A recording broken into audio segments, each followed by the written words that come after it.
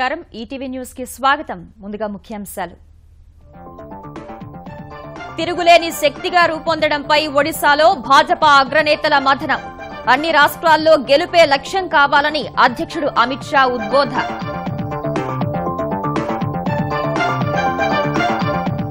తెలంగాణలో ముస్లింలకు 12 గిరిజనులకు 10% రిజర్వేషన్ల పెంపు మంత్రివర్గం ఆమోదం రేపు శాసనసభ ప్రత్యేక సమావేశంలో బిల్లు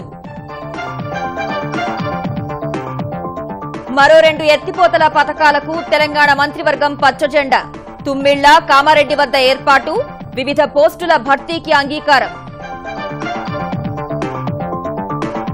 ఆంధ్రప్రదేశ్లో తక్షణం 2 లక్షల ఇళ్ల నిర్మాణానికి చంద్రబాబు ఆదేశం అదనంగా 500 కోట్లు కేటాయింపు గ్రామీణ గృహ నిర్మాణంపై సమీక్ష ప్రొద్దుటూరు పురపాలక చైర్మన్ ఎన్నికలో ఘర్షణ తెలుగుదేశంలోని 2 వర్గాల మధ్య వివాదం తీవ్ర ఉద్రిక్తతల మధ్య ఎన్నిక రేపటికి వాయిదా కులభూషణ్ వ్యవహారంతో భారత్ పాక్ మధ్య మరింత క్షీణించిన సంబంధాలు పొరుగు దేశంతో నౌకాదళ అధికారుల స్థాయి చర్చలు రద్దు చేసిన కేంద్రం సింగపూర్ ఓపెన్ బ్యాడ్మింటన్ ఫైనల్లో తెలుగు తేజాలు రేపు టైటిల్ కోసం తలపడనున్న కిదాంబి శ్రీకాంత్ సాయి ప్రణీత్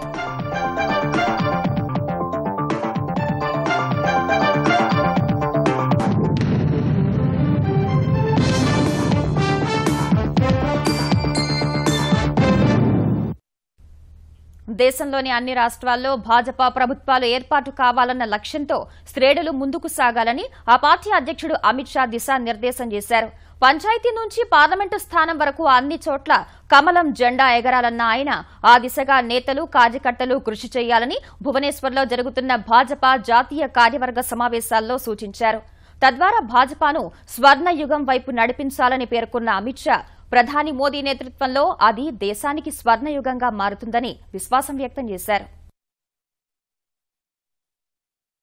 2019 సార్వత్రిక ఎన్నికల్లో విజయానికి కీలకమైన రాష్ట్రాల్లో పట్టు సాధించేందుకు వ్యూహ రచనే ఎజెండాగా 2 రోజుల భాజపా జాతీయ కార్యవర్గ సమావేశాలు ఒడిశా రాజధాని భువనేశ్వర్లో ప్రారంభమయ్యాయి ప్రధాని నరేంద్ర మోదీ భాజపా అధ్యక్షుడు అమిత్ షా పార్టీ అగ్రనేత ఎల్కే అడ్వాణీ భాజపా పాలిత 10 రాష్ట్రాల ముఖ్యమంత్రులు మాజీ సీఎంలు కేంద్ర మంత్రులు పార్టీ రాష్ట్ర శాఖ అధ్యక్షులు ఈ భేటీకి హాజరయ్యారు 2 రోజుల పాటు జరగనున్న ఈ సమావేశాల్లో తొలి రోజు తూర్పు రాష్ట్రాల్లో ఓటర్లను ఆకట్టుకుంటూ పార్టీని విస్తరింపచేయడంపై అమిత్ షా శ్రేణులకు దిశానిర్దేశం చేశారు ఉత్తరప్రదేశ్ సహా ఇటీవలి 5 రాష్ట్రాల ఎన్నికల్లో సాధించిన ఫలితాలపై సంతృప్తి వ్యక్తం చేసిన అమిత్ షా అదే స్ఫూర్తితో రాబోయే రోజుల్లోనూ పనిచేయాలని పిలుపునిచ్చారు ఈ ఏడాది చివర్లో జరిగే హిమాచల్ ప్రదేశ్ గుజరాత్ కర్ణాటక అసెంబ్లీ ఎన్నికల్లో భాజపా విజయం సాధిస్తుందని విశ్వాసం వ్యక్తం చేసిన ఆయన పోలింగ్ కేంద్రం స్థాయిలో పార్టీని బలోపేతం చేయడంపై దృష్టి సారించాలని సూచించారు ఇందుకోసం కార్యవర్గంలోని ప్రతి నేత నెలకు 15 రోజులు సమయం కేటాయించాలని స్పష్టం చేశారని కేంద్ర మంత్రి రవిశంకర్ ప్రసాద్ తెలిపారు 2014 సార్వత్రిక ఎన్నికలు సహా 2017లో జరిగిన అసెంబ్లీ ఎన్నికల్లో విజయం ద్వారా భాజపా తన స్థానాన్ని ఉన్నత శిఖరాలకు చేర్చుకుందని మరింత ఉచ్ఛ స్థితికి తీసుకువెళ్లాల్సిన అవసరాన్ని వివరించారని ప్రసాద్ చెప్పారు अध्यक्ष जी ने कहा अभी भाजपा का चरमोत्कर्ष आना बाकी है आज हमारे लिए बहुत आश्वासन का विषय है कि आज हमारे 13 मुख्यमंत्री हैं लेकिन हमारी कल्पना है कि देश के हर प्रदेश में हमारा मुख्यमंत्री हो जहां हमारे एनडीए एलआई है उनके साथ भी हमें काम करना है लेकिन अध्यक्ष जी ने इसे बताया कि हमें यह संकल्प करना है कि पंचायत से लेकर पार्लियामेंट तक देश में भाजपा हर जगह होनी चाहिए इस बड़े अभियान में हम जब जुटेंगे हमें वो सफलता मिलेगी तो उसे हम बीजेपी का स्वर्णिम काल कहेंगे हमारा स्वर्णिम युग सिर्फ बीजेपी के लिए नहीं लाना है हमारा स्वर्णिम युग भारत के स्वर्णिम के साथ जुटना चाहिए ఎన్నికల్లో ఓటమిపై ప్రతిపక్షాలు ఈవీఎంలను సాకుగా చూపడంపై భాజపా అధినేత మండిపడ్డారని రవిశంకర్ ప్రసాద్ తెలిపారు कि हारे हुए दल ईमानदारी से हार को स्वीकार करेंगे लेकिन अब वो हारने का बहाना ढूंढ रहे हैं और उस बहाने में ईवीएम की चर्चा हुई है अध्यक्ष ने कहा 2004 और 2009 में यूपीए जीती तो ईवीएम ठीक था सपा बसपा जब 2007 और 2012 में उत्तर प्रदेश में शासन में आए तो ईवीएम ठीक था दिल्ली और बिहार में भाजपा हारी तो ईवीएम ठीक था और पंजाब में भाजपा अकाली दल हारा और कांग्रेस जीती तो ईवीएम ठीक था कि खराब था अध्यक्ष जी ने कहा कि इस तरह की बातें करना सच्चाई की हार को ईमानदारी से स्वीकार करने की बजाय चुनाव आयोग के खुले निरादर के समान है। అంతకుముందు భువనేశ్వర్ చేరుకున్న ప్రధాని మోదీకి ఆ పార్టీ నేతలు ఘన స్వాగతం పలికారు. కేంద్ర మంత్రులు ధర్మేంద్ర ప్రధాన్, జుయల్ ఓరం సహా విమానాశ్రయానికి చేరుకున్న ఆ పార్టీ సీనియర్ నేతలు మోదీకి స్వాగతం పలికారు. విమానాశ్రయం నుంచి సమావేశ స్థలి వరకు రోడ్ షో నిర్వహించిన మోదీ రహదారికి ఇరువైపులా పెద్ద ఎత్తున గుమికూడిన ప్రజలకు అభివాదం చేస్తూ ముందుకు సాగారు.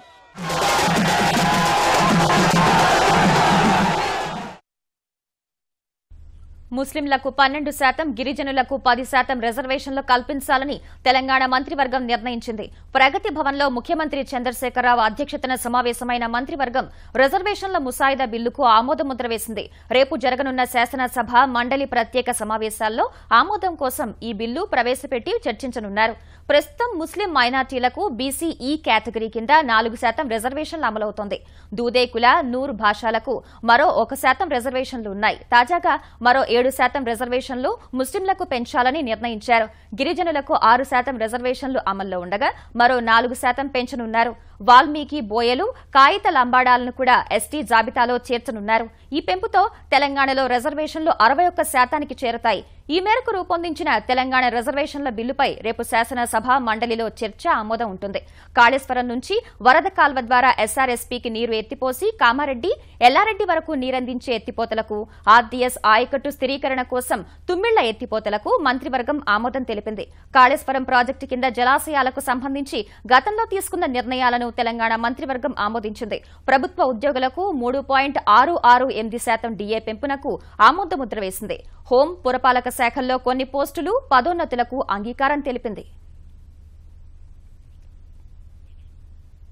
తెలంగాణ శాసనసభ రేపు ఒక్కరోజు నిర్వహించాలని శాసనసభ సలహా సంఘం బీఏసీ నిర్ణయించింది. స్పీకర్ మధుసూదనాచారి నేతృత్వంలో సమావేశమైన బీఏసీ సభ్యులు ఉదయం 11 గంటలకు సభ ప్రారంభించాలని నిర్ణయించారు. ఒక్కరోజు పాటు జరిగే ఈ సభలో జీఎస్టీ, రిజర్వేషన్, హెరిటేజ్ బిల్లులపై చర్చించనున్నారు. అయితే సభను మరో రోజు పొడిగించాలని విపక్షాలు డిమాండ్ చేశాయి. మిర్చి రైతుల సమస్యలను చర్చించాలని కాంగ్రెస్ పట్టుపట్టగా ప్రభుత్వం అందుకు నిరాకరించింది. శాసనసభను సోమవారం కూడా నిర్వహించి రిజర్వేషన్ బిల్లుపై పూర్తి స్థాయిలో చర్చించాలని భాజపా డిమాండ్ చేసింది. ఈ సమావేశం ముగియగానే శాసన మండలిలో చైర్మన్ స్వామిగౌడ్ అధ్యక్షతన బీఏసీ సమావేశం జరిగింది. ఇందులో సాయంత్రం 4 గంటలకు మండలి సమావేశం నిర్వహించాలని నిర్ణయించారు. ఈ సభలోనూ జీఎస్టీ, రిజర్వేషన్ల పెంపు, హెరిటేజ్ బిల్లులపై చర్చించనున్నారు. చరిత్రాత్మకమైనటువంటి ఒక బిల్లు ఎస్టీలలో జనాభా ప్రాతిపదిక మీద భారత రాజ్యాంగంలో పొందుపరిచింది కాబట్టి అందులో కూడా ఆ యొక్క రిజర్వేషన్లకు ఉండేటువంటి ఒక పరిమితి ఏదైతున్నదో పెంచాలనేటువంటి ఒక అభిప్రాయానికి వచ్చినాం. మత ప్రాతిపదిక మీద కాకుండా సామాజికంగా ఆలోచన చేసేటట్టుగా సామాజిక వర్గాలు ఏవైతున్నాయో వారికి కూడా రిజర్వేషన్ల యొక్క ఫలితాలు లభించేటట్టుగా వారి యొక్క శాతాన్ని కూడా పెంచాలనేటట్టుగా ఒక బిల్లును రూపకల్పన చేస్తున్నాం. రాజ్యాంగబద్ధంగా ఉండేటువంటి గిరిజన హక్కులకు సంబంధించినటువంటి రిజర్వేషన్స్ విషయంలో ముస్లిం రిజర్వేషన్ తో కలిపి ఒకే బిల్లు పెట్టడము భారతీయ జనతా పార్టీ ఆక్షేపిస్తున్నది. ఈ ముస్లిం రిజర్వేషన్ బిల్లు రాష్ట్ర హైకోర్టు 2 సార్లు కొట్టేసింది. గిరిజనుల రిజర్వేషన్స్ రాజ్యాంగబద్ధమైనటువంటి వాళ్ళకు కల్పించాల్సినటువంటి రిజర్వేషన్ బిల్లుతో ఏ రకంగా కలుపుతుందో ఈ ప్రభుత్వం చెప్పాల్సిన అవసరం ఉంది. గ్రామీణ ప్రాంతాల్లో గృహ నిర్మాణాలు శరవేగంగా పూర్తి చేయాలని ముఖ్యమంత్రి చంద్రబాబు ఆదేశించారు.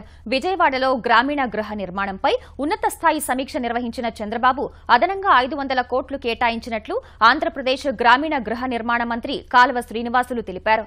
2 లక్షల ఇళ్లను సత్వరం నిర్మించేందుకు చర్యలు చేపడతామని, గతేడాది మంజూరై అసంపూర్ణంగా ఉన్న ఇళ్లకు 25,000 రూపాయలు అదనంగా ఇవ్వాలని నిర్ణయించామని వెల్లడించారు. 2019 నాటికి 10 లక్షల ఇళ్లను పేదలకు అందించాలి అన్నదే చంద్రబాబు ఆశయమని తెలిపారు.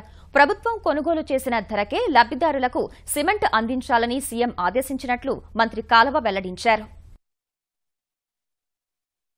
2015-16 ఆర్థిక సంవత్సరంలో మంజూరై అసంపూర్ణంగా ఉన్న కేంద్ర ప్రభుత్వం నుంచి వచ్చే ఇళ్లకు కూడా 25,000 రూపాయలు అదనంగా ఇవ్వాలి. అట్లాగే ఇప్పటిదాకా అంటే ప్రధానమంత్రి ఆవాస్ యోజన గ్రామీణ్ పథకం ప్రారంభానికి ముందు ఇందిరా ఆవాస్ యోజన కింద నిర్మాణాలు ప్రారంభమై వివిధ దశల్లో ఆగిపోయిన ఇళ్లకు కూడా 25,000 రూపాయలు ఇవ్వాలని నిర్ణయించడం జరిగింది. అత్యాధునిక సాంకేతిక పరిజ్ఞానంతో పేదలకు నాణ్యమైన ఇళ్లు నిర్మిస్తామని ఆంధ్రప్రదేశ్ పురపాలక శాఖ మంత్రి నారాయణ చెప్పారు.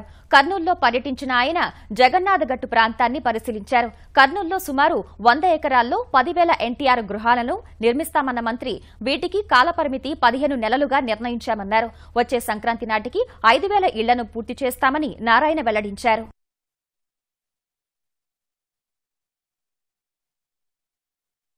దాదాపు 4 లక్షల హౌసెస్ ని కన్స్ట్రక్షన్ చేస్తున్నాం. అందులో 2 లక్షల హౌసెస్ వచ్చి రూరల్ ఏరియాలో ఎవరికైతే సైట్స్ ఉన్నాయో వాళ్లే కట్టుకుంటున్నారు, వాళ్ళకి డబ్బులు ఇస్తే.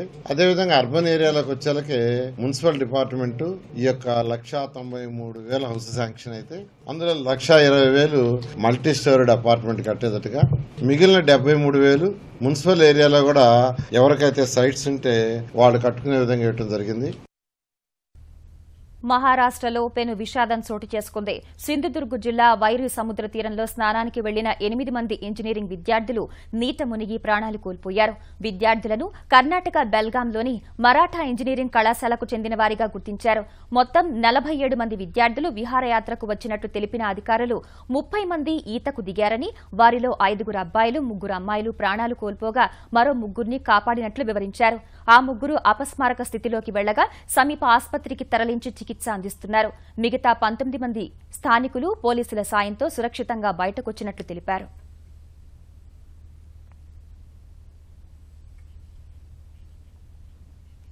తెలుగుదేశంలోని 2 వర్గాలు పట్టుదలకు పోవడంతో తీవ్ర ఉద్రిక్తతకు దారితీసిన ప్రొద్దుటూరు పురపాలక చైర్మన్ ఎన్నిక రేపటికి వాయిదా పడింది.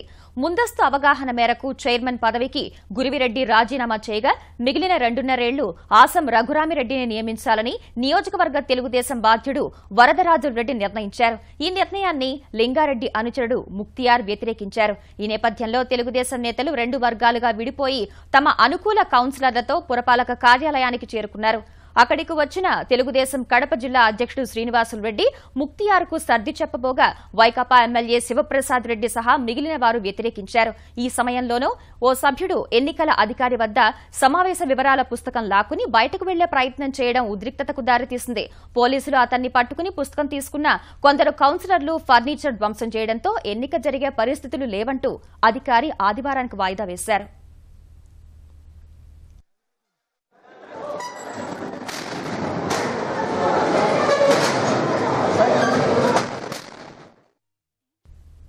వ్యక్తిగత ఎజెండాలతో పార్టీని ప్రభుత్వాన్ని బ్లాక్మెయిల్ చేయాలని చూస్తే ఎంతటి వారినైనా ఉపేక్షించబోనని ముఖ్యమంత్రి చంద్రబాబు స్పష్టం చేశారు. మంత్రులు పార్టీ ముఖ్య నేతలతో టెలికాన్ఫరెన్స్ నిర్వహించిన ఆయన అంబేద్కర్ జయంతి సందర్భంగా చిత్తూరు ఎంపీ శివప్రసాద్ చేసిన వ్యాఖ్యలపై తీవ్రంగా స్పందించారు.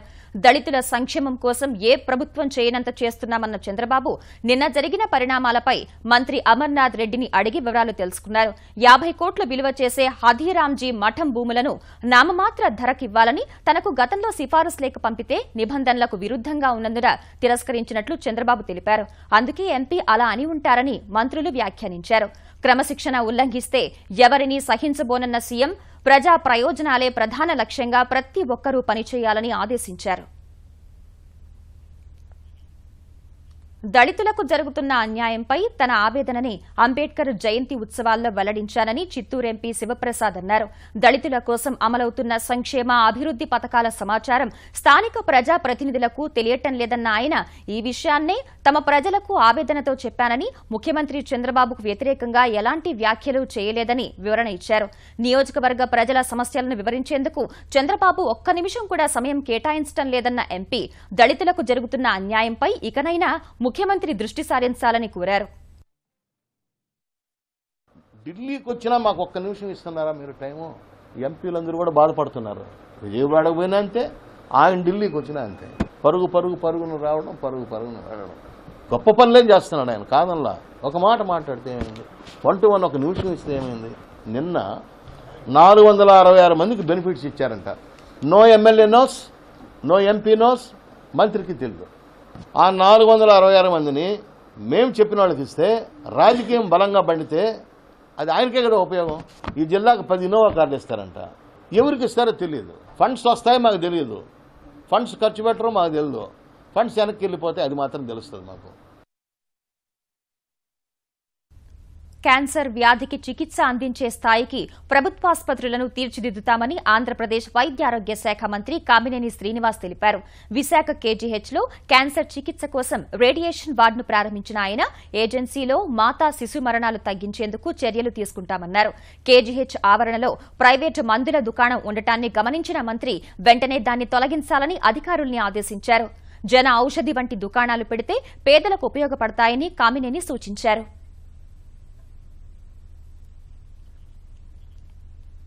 యాసంగిలో రికార్డు స్థాయిలో 64 లక్షల మెట్రిక్ టన్నుల వరి ధాన్యం వస్తుందని, అందుకు అనుగుణంగా కొనుగోలు కేంద్రాలు ఏర్పాటు చేయాలని తెలంగాణ మంత్రులు ఈటెల రాజేందర్, పోచారం శ్రీనివాస్ రెడ్డి, హరీష్ రావు ఆదేశించారు. ధాన్యం సేకరణపై వీడియో కాన్ఫరెన్స్ నిర్వహించిన మంత్రులు రైతులకు కనీస మద్దతు ధర అందేలా చర్యలు తీసుకోవాలని స్పష్టం చేశారు. మార్కెట్కు వచ్చిన 24 గంటల్లోనే రైతులు తమ పంట అమ్ముకునేలా చూడాలని ఆదేశించారు. కొనుగోలు చేసిన ధాన్యానికి 48 గంటల్లో చెల్లింపులు జరగాలని, జాప్యం జరిగితే సహించే లేదని హెచ్చరించారు. కంది రైతులకు ఇంకా 150 కోట్లు ఇవ్వాలన్న మంత్రి హరీష్ రావు 3 రోజుల్లో చెల్లించాలని స్పష్టం చేశారు. ధాన్యం అధికంగా వచ్చే అవకాశం ఉన్న సూర్యాపేట, బాన్సువాడ తదితర ప్రాంతాల్లో ప్రత్యేక అధికారుల్ని నియమించాలని సూచించారు. కొనుగోలు కేంద్రాల్లో తాగునీరు, టెంట్లు ఏర్పాటు చేయాలని మంత్రులు ఆదేశించారు. తెలంగాణ పురపాలక పరిశ్రమల శాఖ మంత్రి కేటీఆర్ క్షేత్రస్థాయిలో సమస్యలపై దృష్టి పెట్టారు. హైదరాబాద్ జీడిమెట్లలోని పారిశ్రామిక బాడలో ఆకస్మిక తనిఖీలు చేపట్టిన ఆయన అక్కడున్న పారిశ్రామిక వ్యర్థ జలాల శుద్ది కేంద్రం పనితీరుపై అసంతృప్తి వ్యక్తం చేశారు. శుద్ది కేంద్రంలో నమూనాల సేకరణకు ఆధునిక పద్ధతుల్ని పాటించాలని ఆదేశించారు. హెటిరో డ్రగ్స్, మైలాన్ కంపెనీలను కేటీఆర్ తనిఖీ చేశారు. హెటిరో నుంచి వచ్చే వాయు కాలుష్యంతో ఉక్కిరిబిక్కిరి అవుతున్నామని, భూగర్భ జలాలు కలుషితమవుతున్నాయని స్థానికులు మంత్రికి ఫిర్యాదు చేశారు. వెంటనే సమీపంలో ఉన్న రాజీవ్ గాంధీ నగర్ కు వెళ్లిన కేటీఆర్ అక్కడి జలాలను పరిశీలించారు. నీరు, రసాయనాల వాసన వస్తుండటంతో సమగ్ర విచారణ జరపాలని ఆదేశించారు. కూకట్పల్లి ప్రగతి నగర్లోని అంబీర్ చెరువును పరిశీలించిన కేటీఆర్ చెరువులో గుర్రపు డెక్కను తొలగించి శుద్ది చేయాలని ఆదేశించారు. తెలంగాణ ఇంటర్ పరీక్షా ఫలితాలు రేపు విడుదల కానున్నాయి. రేపు ఉదయం 10 గంటలకు ప్రథమ, ద్వితీయ సంవత్సరం పరీక్ష ఫలితాలను నాంపల్లిలోని ఇంటర్మీడియట్ బోర్డు కార్యాలయంలో తెలంగాణ ఉప ముఖ్యమంత్రి కడియం శ్రీహరి ప్రకటిస్తారు. మార్చి నెలలో జరిగిన పరీక్షలకు ద్వితీయ సంవత్సరం విద్యార్థులు 3,90,000 మంది, ప్రథమ సంవత్సరం విద్యార్థులు 4,80,000 మంది హాజరయ్యారు. చైనా రసాయనాలు వాడి మామిడికాయలను పండ్లుగా మారుస్తున్నారనే సమాచారం మేరకు హైదరాబాద్ గడ్డి అన్నారం పండ్ల మార్కెట్పై విజిలెన్స్ అధికారులు దాడి చేశారు. గోపాలకృష్ణ పండ్ల కంపెనీలో చైనా రసాయనాలను స్వాధీనం చేసుకుని కేసు నమోదు చేశారు. ఆ నమూనాలను పరీక్షల నిమిత్తం ప్రయోగశాలకు పంపించారు. కమిషన్ ఏజెంట్లు, వర్తకులపై దాడులు చేయడం వల్ల మామిడి కొనుగోలు చేయడం లేదని విజిలెన్స్ అధికారుల ఎదుట రైతులు వాపోయారు. వాయువ్య భారత్ నుంచి వీస్తున్న ఉష్ణ గాలుల ప్రభావంతో వచ్చే 2 రోజుల్లో తెలుగు రాష్ట్రాల్లో ఉష్ణోగ్రతలు మరింత పెరిగే సూచనలు కనిపిస్తున్నాయి. ఇప్పటికే సాధారణం కంటే 5 డిగ్రీలు పెరిగిన ఉష్ణోగ్రతల కారణంగా ఆంధ్రప్రదేశ్, తెలంగాణ నిప్పుల కొలిమిని తలపిస్తున్నాయి. ఆంధ్రప్రదేశ్లోని కర్నూలు, అనంతపురం, కడపలో అత్యధికంగా 42 డిగ్రీల ఉష్ణోగ్రత నమోదైంది. నంద్యాల 41, విజయవాడ, నందిగామ, జంగమహేశ్వరపురంలో 39 డిగ్రీల గరిష్ట ఉష్ణోగ్రతలు నమోదయ్యాయి. రాగల 2 రోజుల్లో రాయలసీమ జిల్లాల్లో 40 నుంచి 43 డిగ్రీల మధ్య ఉష్ణోగ్రతలు నమోదవుతాయని వాతావరణ శాఖ తెలిపింది. తెలంగాణలోని ఆదిలాబాద్, నిజామాబాద్ లో 42 గరిష్ట ఉష్ణోగ్రత నమోదైంది. మహబూబ్ నగర్ 41, భద్రాచలం, మెదక్, నల్గొండ 41, రామగుండం, హన్మకొండ, హైదరాబాద్ 40 డిగ్రీలు, ఖమ్మం, హకీంపేటలో 39 డిగ్రీల గరిష్ట ఉష్ణోగ్రత నమోదైంది.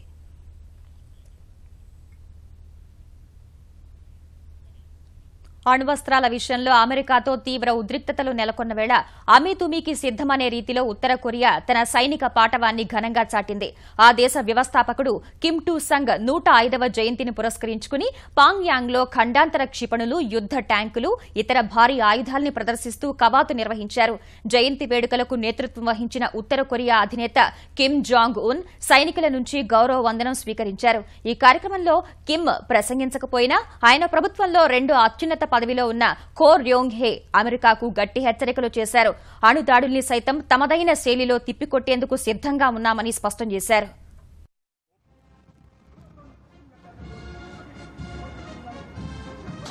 형대가 또다시 나타났습니다. 양절의 하늘가가 부채살 모양 민족사의 특기할 대정치 축전들로 온 세계에 అణు పరీక్షలపై ఉత్తర కొరియా దూకుడును కట్టడి చేసేందుకు అమెరికా బలగాలను మోహరించిన వేళ పరిస్థితిని చక్కదిద్దేందుకు చైనా ప్రయత్నాలు ముమ్మరం చేసింది. ఈ విషయంలో సహకరించాలని రష్యాను అభ్యర్థించింది. ఈ మేరకు చైనా విదేశాంగ మంత్రి యాంగ్ ఈ రష్యా విదేశాంగ మంత్రి సెర్గీ లావ్రోవ్తో చర్చలు జరిపారు. ఉత్తర కొరియా అణు కార్యక్రమాలకు సంబంధించి భాగస్వామ్య దేశాలన్నీ కలిసి చర్చల ద్వారా సమస్య పరిష్కరించుకోవాలి అన్నదే చైనా రష్యా ముఖ్య ఉద్దేశమని చైనా విదేశాంగ శాఖ తన వెబ్సైట్లో పేర్కొంది. కొరియా అణు కార్యక్రమాలను మానుకోకుంటే తీవ్ర పరిణామాలను ఎదుర్కోవాల్సి ఉంటుందని అమెరికా అధ్యక్షుడు ట్రంప్ హెచ్చరించిన నేపథ్యంలో చైనా ఈ మేరకు దిద్దుబాటు చర్యలు చేపట్టింది. ఆఫ్ఘన్లో మాటువేసిన ఐసిస్ ఉగ్రవాదులను మట్టుపెట్టేందుకు అమెరికా ప్రయోగించిన మదర్ ఆఫ్ ఆల్ బాంబు దాడిలో మృతుల సంఖ్య 94కి చేరింది. బాంబు దాడిలో మృతి చెందిన ఐఎస్ ఉగ్రవాదుల సంఖ్య 94కు చేరిందని ఆఫ్ఘనిస్తాన్ అధికారులు తెలిపారు. పాకిస్తాన్ సరిహద్దుల దగ్గరలో ఉండే ఆఫ్ఘనిస్తాన్లోని అచిన్ జిల్లాలో అమెరికా ఈ అతిపెద్ద బాంబును జారవిడిచింది. గూఢచర్యం ఆరోపణలపై పాకిస్తాన్ సైనిక కోర్టు ఉరిశిక్ష విధించిన కుల్భూషణ్ యాదవ్ను రక్షించేందుకు అన్ని ప్రయత్నాలు చేస్తున్న భారత్ పొరుగు దేశం వైఖరిపై తీవ్ర అసంతృప్తితో ఉంది. కుల్భూషణ్ను విడిపించాలని పలు మార్గాల్లో విజ్ఞప్తి చేసినప్పటికీ పాకిస్తాన్ వైఖరిలో మార్పు రాకపోవడంపై ఆగ్రహంతో ఉన్న కేంద్ర ప్రభుత్వం ఆ దేశ తీర ప్రాంత భద్రతా దళం అధికారులతో రేపటి నుంచి జరగాల్సిన చర్చలను రద్దు చేసింది. మత్స్యకారులు తీర ప్రాంత గస్తీ భద్రతా చర్యలపై చర్చించేందుకు పాక్ తీర ప్రాంత భద్రతా దళం అధికారులు రేపటి నుంచి ఈ నెల 19 వరకు భారత్లో పర్యటించాల్సి ఉండగా ఆ పర్యటనకు రక్షణ శాఖ అనుమతి ఇవ్వలేదు. యాదవ్కు ఉరిశిక్షను అమలు చేస్తే తీవ్ర పరిణామాలుంటాయని పాకిస్తాన్ను భారత్ ఇప్పటికే హెచ్చరించింది. తీవ్ర హింస నడుమ 7.13% పోలింగ్ మాత్రమే నమోదైన శ్రీనగర్లోని లోక్సభ స్థానం ఉప ఎన్నికల్లో నేషనల్ కాన్ఫరెన్స్ అధినేత జమ్మూ కశ్మీర్ మాజీ ముఖ్యమంత్రి ఫరూక్ అబ్దుల్లా విజయం సాధించారు. అధికార పీడీపీ అభ్యర్థి నజీర్ అహ్మద్ ఖాన్పై 10,700 ఓట్ల ఆధిక్యంతో అబ్దుల్లా గెలిచారు. పీడీపీ నేత తారిక్ హమీద్ కర్రా రాజీనామాతో శ్రీనగర్ లోక్సభ స్థానానికి ఉప ఎన్నిక నిర్వహించగా ఫరూక్ అబ్దుల్లా సహా మొత్తం 9 మంది పోటీ చేశారు. ఈ నెల 9న పోలింగ్ సందర్భంగా హింస చెలరేగి 8 మంది మృతి చెందారు. కొన్ని చోట్ల గురువారం రీపోలింగ్ నిర్వహించిన 2% ఓట్లు మాత్రమే పోలయ్యాయి. ఈ పరిణామాల నేపథ్యంలో కట్టుదిట్టమైన భద్రత మధ్య ఓట్లు లెక్కించగా ఫరూక్ అబ్దుల్లా విజేతగా నిలిచారు.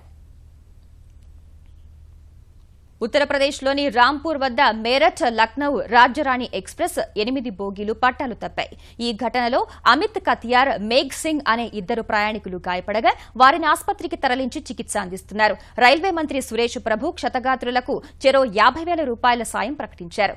ఘటనపై విచారణకు ఆదేశించిన రైల్వే మంత్రి బాధ్యులపై కఠిన చర్యలు తీసుకుంటామని ట్విట్టర్లో తెలిపారు. అయితే ఈ ప్రమాదం వెనుక విద్రోహక చర్య ఉందని రైల్వే అధికారులు సంకేతాలిచ్చారు. ట్రాక్ వెంబడి మార్పులు అకస్మాత్తుగా చోటు చేసుకున్నవి కాదని బాహ్య శక్తుల ప్రమేయం ఉండొచ్చని తెలిపారు. ఫిబ్రవరి 27న పట్టాలను అల్ట్రాసోనిక్ ఫ్లా డిటెక్టర్స్ తో పరిశీలించగా ఎలాంటి లోపం లేదని తేలినట్లు రైల్వే వర్గాలు చెప్తున్నాయి. కాబట్టి విద్రోహ చర్య ఉండొచ్చని అనుమానం వ్యక్తం చేశాయి. పట్టాలపై పగుళ్లు పర్యవేక్షణ లోపం లేదా బయటి శక్తుల ప్రమేయంతోనే ఏర్పడతాయని అధికారులు చెప్తున్నారు.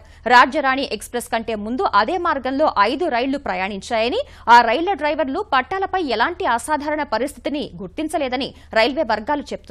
సమగ్ర దర్యాప్తు తర్వాతే వివరాలు తెలుస్తాయని ఆ వర్గాలు వెల్లడించాయి. 2 తెలుగు తేజాల మధ్య టైటిల్ పోరుకు సింగపూర్ ఓపెన్ బ్యాడ్మింటన్ సిరీస్ వేదికగా నిలిచింది. తెలుగు క్రీడాకారులు సాయి ప్రణీత్, కిదాంబి శ్రీకాంత్లు వేర్వేరు సెమీఫైనల్స్ లో ప్రత్యర్థులను ఓడించి ఫైనల్స్ కు చేరుకున్నారు. మొదటి సెమీఫైనల్లో దక్షిణ కొరియా క్రీడాకారుడు లీ డాంగ్ ను 21-6, 21-8 తేడాతో ఓడించిన సాయి ప్రణీత్ తుది పోరుకు సిద్దమయ్యాడు. భుజంగాయంతో బాధపడుతున్నప్పటికీ తొలి సెట్ నుంచే ప్రత్యర్థిపై ఆధిపత్యం కొనసాగించిన సాయి ప్రణీత్ చివరి వరకు అదే జోరు కొనసాగించి విజయాన్ని సొంతం చేసుకున్నాడు. మరో సెమీఫైనల్లో శ్రీకాంత్ ఇండోనేషియా ఆటగాడు గింటింగ్ ను 21-13, 21-14 తేడాతో ఓడించి టైటిల్ పోరుకు అర్హత సాధించాడు. సాయి ప్రణీత్, శ్రీకాంత్ రేపు టైటిల్ పోరులో తలపడనున్నారు. ఈటీవీ న్యూస్ సమాప్తం. నమస్కారం.